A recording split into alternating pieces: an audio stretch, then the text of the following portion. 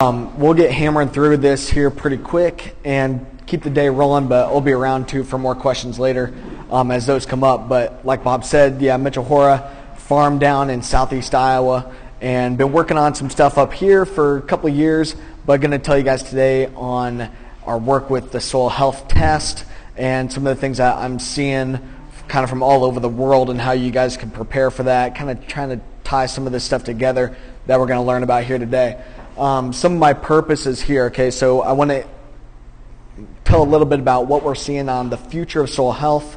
Bob started the day with it actually on who our consumer is, how we have to kind of cater to the emerging markets that are coming, that the consumer is a lot more tied to the farm. Tools like blockchain and the internet allow that to happen. I'm going to show you what we're seeing there. Evaluating soil today with soil health testing that's available, doing that now at scale, and then documenting the process, taking what you learn here today, taking it home and helping others along the way as well. I won't get into our stuff too much, but corn, soybeans, back around home, been using cover crops now for a couple of years, and it's all no-till as well, trying some of the different products here. The whole point being that in order to improve soil health, it's going to take products and practices together. So the cover crops and the no-till and all that we're doing, it helps, but I think you can streamline the process even faster when you tie together the products and the practices, and that's what we're trying to do. Starting with our own farm, documenting as we go, taking a lot of pictures, gathering a lot of data, taking a lot of videos, and sharing what we're doing all over the place online, and catering that, and then scaling that up with more of the farmers that I'm working with. So, okay, wanted to get into where this is going, what I'm seeing where it's going towards. I've just spent the last 2 weeks down in South Africa. Those guys in Africa are even further ahead than we are when it comes to scaling this up, getting to the consumer, focusing on the soil. Those guys in places like Africa, they're ahead of us because they have to.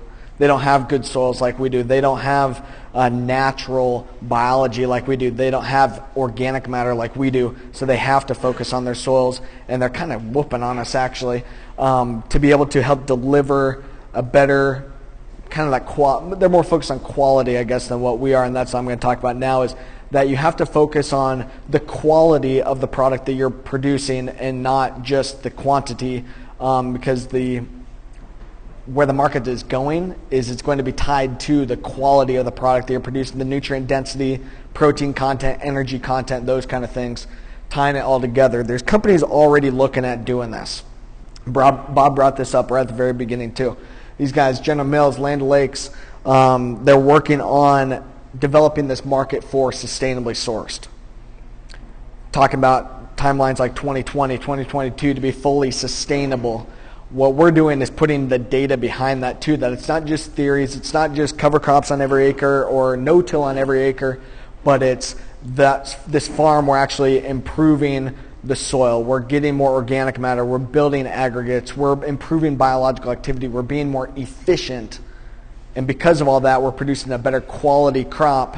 So hey, consumer, buy from me because I'm improving the quality of the product that I'm delivering to you. Where this goes is companies on here like Whole Foods. Amazon bought Whole Foods a couple months ago. Patagonia is selling food online. They're a clothing company. They're selling food. There's a company I'm working with down in Africa called Woolworths, selling a lot of food online. So the consumer, yeah, they're still going to go to the market. They're still going to go to the grocery store to buy their food. But what they're going to be able to do is, one tool is directly scan the food that they're purchasing and look at the nutrient content, look at the pesticide residues that are on there, look at the genetic aspects of that crop that they're producing, and look at the headlines and whatnot that they're reading about. Which one do you think they're going to choose? The other thing that's going to happen is they can go on there and look at the barcode or look at the sticker, look at a QR code, take a picture on their phone, and be tied directly to where that crop came from. So was it produced in California? Was it produced in Iowa? Was it produced in Brazil?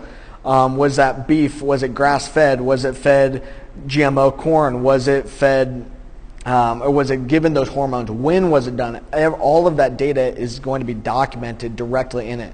Was the crop that beef was fed, was it produced on a cover crop farm?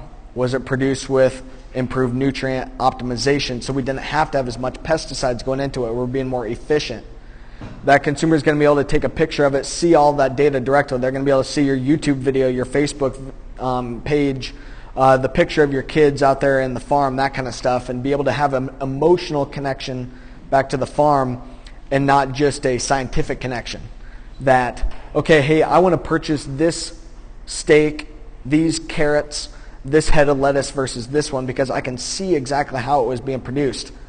When they're buying food online through Amazon, that's all right there automatic, and that's what we have to prepare for. Is when you go to Amazon and you source whichever one you want, you get to pick through all the different options on which one you want to buy, and they can link right to your farm's Facebook page, right to your farm's website, right to the Instagram account, and see all that data directly tied through, not just to the farm, but also to the microscopic and the molecular aspects of that farm, how you're improving over time, the pictures, here's our story, here's what we've been doing, we've been trying new things, we're experimenting, we're learning. That's what the consumer's going to be able to see.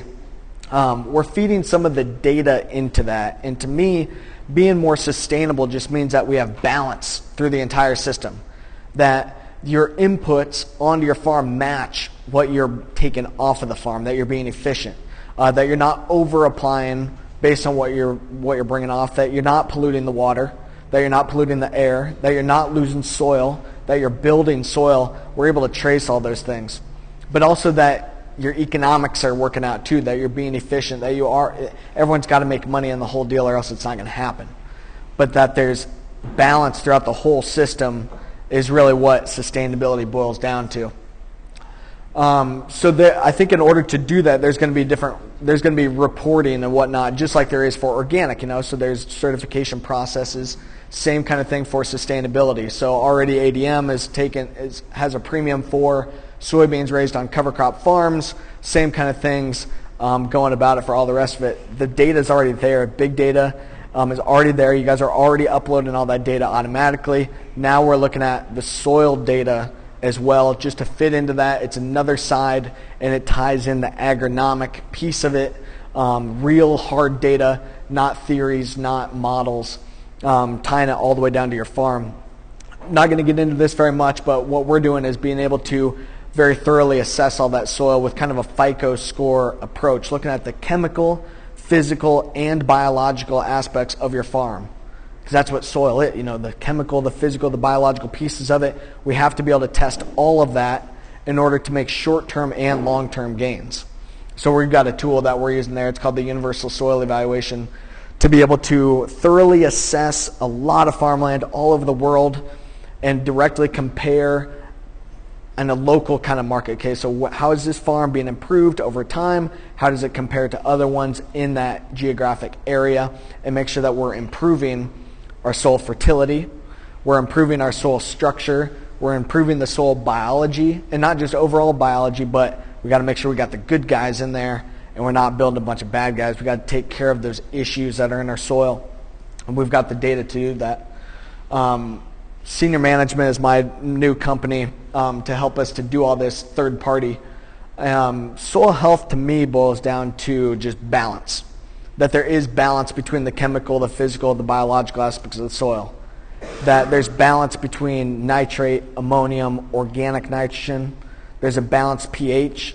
There's a balanced calcium and magnesium ratio. There's a balanced water going down into the soil. There's balance in that, in the structure, in the sand, silt, clay content. We can't necessarily change that, but we can improve our structure based on wherever we are right now. No matter where you are right now, whether it's our super nice soils out here like Dave's got, or these guys down in South Africa that have mountain or rocks, everyone can improve. That's the good thing that we've got here, is we've got to be able to show that we can improve from wherever you are right now. But it means that we have to keep it in balance. We'll buzz through some of this. To me, we've been looking at the soil as a dead, static growing medium. That's just there to help us to keep improving more, keep raising more crop off of that soil.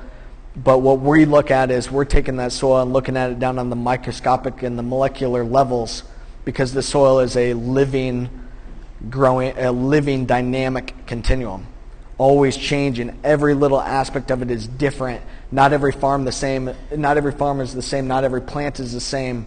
The microbes in there are all different. There's billions and billions of them in just teaspoons of soil. We've got to be able to cater to those guys. Like I said, going from the farm level to the aggregate level down to the microscopic and the molecular level as well. Okay, here's a quick snapshot on how we're doing this. The Haney Soil Health Test has been the main one that we've been using. I work directly with Dr. Rick Haney down in Temple, Texas. He's with the ARIS down there. Developed this soil health test. It's looking at the biological aspects of the soil and the chemical aspects of the soil. So essentially what we've been talking about in promoting this is our old testing methods essentially show us our intermediate assets. What should come available in the year, kind of where some of those macro parameters at right now, and then what should happen in the year. What we're looking at now with the Haney test is, what is my current assets? Where's my nitrate, my ammonium, my actual organic and my inorganic phosphorus, calcium, magnesium, boron, sulfur, those kind of things, copper, getting really in depth. And then looking at the CO2 that's available as well, and the organic carbon, which is the food for those microbes. So we're doing a ton of these samples, and now Ward Labs and Brookside Labs have this available at a commercial level. Question? The Haney test has a problem. Yeah. I was able to get the best results ever with a chicken litter with glyphosate in it, with the bug package, Okay. and yet it cost me 75 bushels of corn and 15 bushels of beans because I had non-GMO crop. So what do you mean? So it took your yield down. It showed the CO2 burst, Okay. the best CO2 burst I ever had, Okay. but it wasn't the good boys. It was a bad one. Yeah. I'll show you what we're doing to counteract that. Because we had glyphosate that was Killing off the good guys. the good guys. For sure. And it took me 4 years To fix it. to get. I was able on late spring nitrate test, Yeah. corn on corn, 180 to 350 pounds at the top 2 foot. After one application with glyphosate in the manure, it was a third of that. Yeah. It's so what he's saying is that we have to be able to dig deeper too into what we are applying, make sure that we're putting on good guys and not bad guys, and some of the products that we're using, they're killing off some of our good guys. This is a snapshot of a test that can help to address your issue. It's from a DNA analysis lab in Silicon Valley out in California called Trace Genomics. These guys have a DNA test to assess over 200 individual species of microbes. So now you can know exactly what's in your soil or in your manure, in that chicken litter that you're putting out. What are the good guys that are in my soil? What are the bad guys that are in my soil? I'm trying new products. There's a lot of different biologicals that are coming available. Okay, I can assess exactly what is happening in the soil. And as my cover crop helps me to improve biological activity, am I improving the good guys, bad guys? How do I balance that out? Like I said, it all boils down to balance. At the bottom here, it shows just some of the biological concentrations of a couple of issues. That's Phytophthora, Fusarium, Pythium, and Anthracnose. But they can look at 200 different ones, good guys and bad guys too. You can see exactly what's going on in that soil. The top piece there, nitrogen, phosphorus, potassium, and carbon, they give you basically how good is your soil at cycling nutrients. And that's what we want to do, is we want to improve nutrient optimization, get the biology to do it, and we got the products to help us to do it in the meantime as we continue to improve the biology, and we can trace that now with this. So as we're looking at the ability to be sustainable, to be self-sustainable, we got the tool, some of the baseline tools to be able to do it right there. If your soil can cycle nutrients on its own, that's pretty much the definition of being sustainable. And if you can reduce some of your synthetic inputs by optimizing those that you're putting on and teaming up with your soil to help to get it all to work more efficiently, that's how we get the economics to work into this in the short term instead of only the long-term gains that we hear about on soil health, that it takes 10 years before you get a return. Not the case. We can do it much, much, much quicker and now we can trace exactly where you are and make sure we're doing things better. Another question, yeah. Can you back up the plants burger field? Yep. Can you explain that? Yeah, so we're looking here on some of the fence line stuff versus in the field as well. So Berger, that's Steve Berger, of course. Yeah, so looking at the differences there in the field where it's been 40 years no-till, 15 years cover crop versus in an undisturbed fence line, showing some of the differences there. I don't have that exact data here to be able to tell exactly, but I mean, we're seeing some of the, what do we got? Just looking at some of the differences there, like fusarium here in the middle is super low. Of course, anthracnose and all that's very low. Phytophthora higher than what you'd think, but it's a solid grass fence line. You know, it's the same all the time. But looking at the ability there to cycle carbon, of course, was super high. The ability to cycle some of the other nutrients was not necessarily that great because in the fence line, it's just a brome grass fence. It didn't need to cycle a ton of nutrients all the time. But in the field, we can get things to cycle more. So the whole point there is we're comparing, native grasses in the fence line that's undisturbed versus in the field. Okay, we got to hammer through the rest of this so we can keep moving.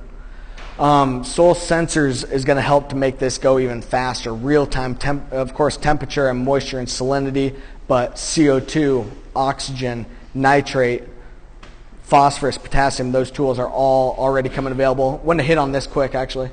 The picture that you see there is in Dr. Haney's lab.